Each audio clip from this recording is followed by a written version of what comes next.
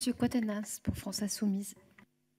Merci Madame la Présidente, merci Monsieur Noblecourt pour votre intervention et vos éclairages. Je vais profiter de votre présence parmi nous pour insister sur la question mettre le focus sur la question des inégalités dont il faut que l'on parle. Notre pays est la 5e puissance économique mondiale.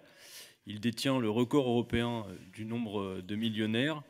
Le nombre de milliardaires français a plus que doublé en 15 ans. Bref, la richesse ne manque pas en France. Et pourtant, vous le savez, les inégalités continuent de se creuser. Le rapport publié par l'ONG Oxfam doit nous alarmer toutes et tous.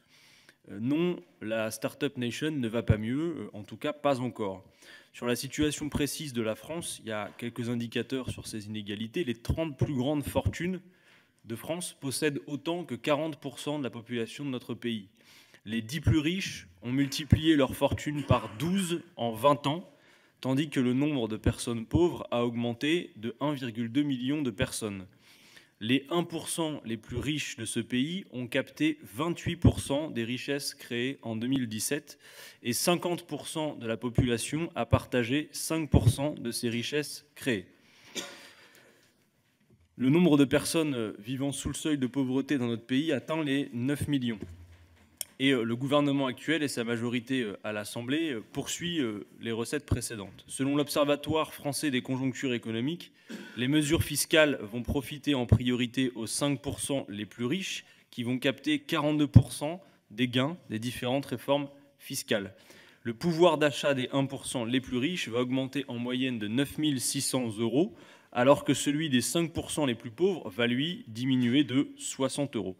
Les APL ont diminué pour 800 000 étudiants, 5 € en 2017, bientôt 50 à 60 €.